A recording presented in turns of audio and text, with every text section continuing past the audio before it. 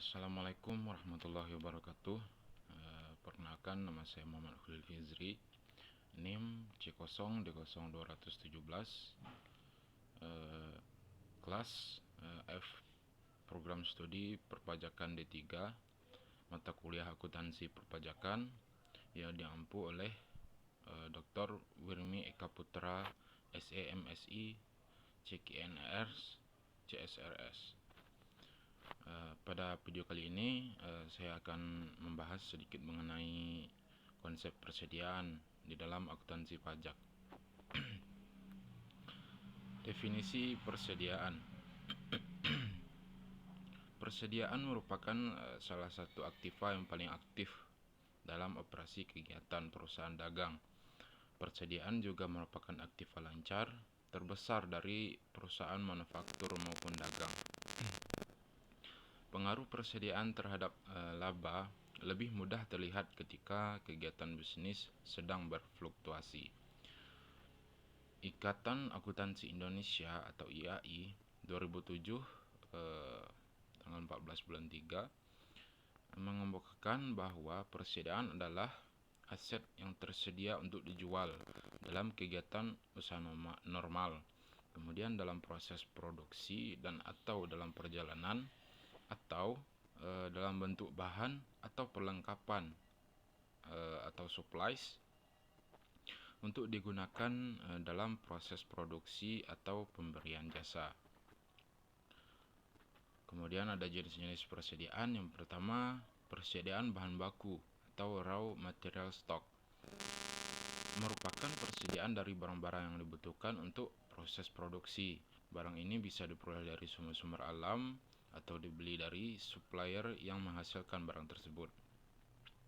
Kemudian ada juga persediaan bagian produk atau purchased part, merupakan persediaan barang-barang yang terdiri dari part yang telah diterima dari perusahaan lain yang secara langsung di-assembling dengan part lain tanpa melalui proses produksi. Kemudian ada juga persediaan bahan pembantu atau supply stock, merupakan persediaan barang-barang yang diperlukan dalam proses produksi untuk membantu kelancaran produksi, tetapi tidak merupakan bagian dari barang jadi. Kemudian persediaan barang setengah jadi atau work in process, yaitu merupakan barang-barang yang belum berupa barang jadi, akan tetapi masih diproses lebih lanjut sehingga menjadi barang jadi. Nah, yang terakhir ada juga persediaan barang jadi atau finished good, yaitu merupakan barang-barang yang selesai diproses atau diolah dalam pabrik dan siap untuk disalurkan kepada distributor, pengecer, atau langsung dijual ke pelanggan.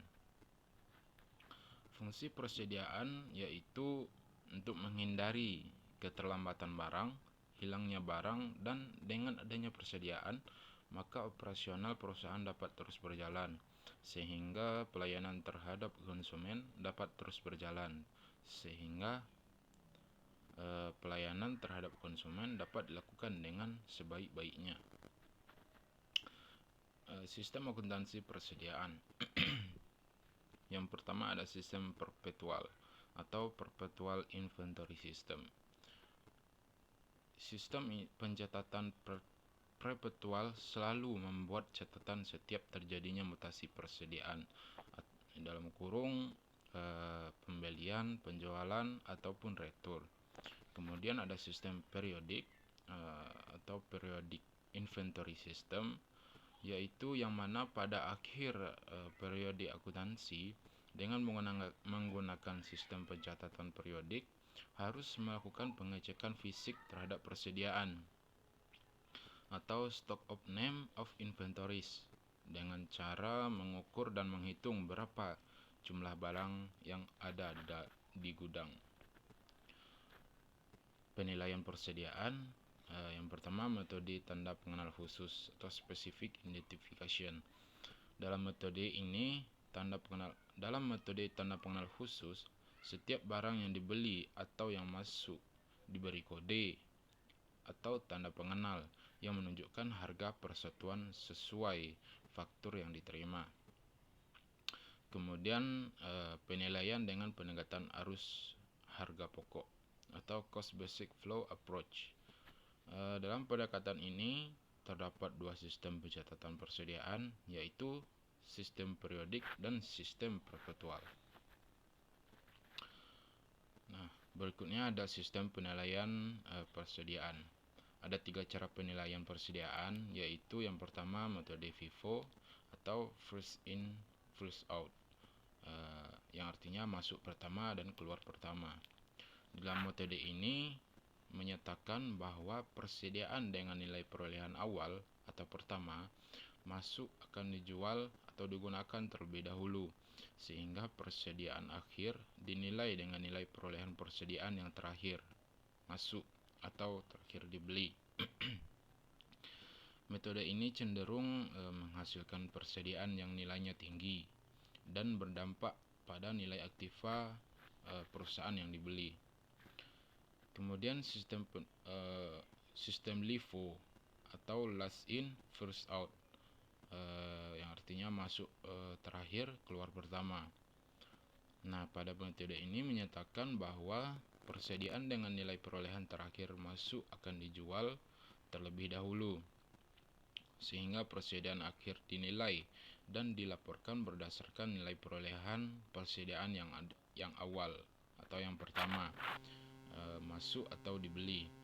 Metode ini cenderung menghasilkan nilai persediaan akhir yang rendah dan berdampak pada nilai aktiva perusahaan yang rendah. Kemudian ada juga metode rata-rata atau average method. Dengan menggunakan metode ini, nilai persediaan akhir akan menghasilkan nilai antara nilai persediaan metode FIFO dan nilai persediaan LIFO. Metode ini juga akan berdampak pada nilai harga pokok penjualan dan laba kotor. Demikian sedikit penjelasan saya mengenai konsep persediaan dalam akuntansi pajak. Apabila terdapat kesalahan baik dari segi materi ataupun penyampaian, saya mohon maaf. Saya tutup dengan Wassalamualaikum warahmatullahi wabarakatuh.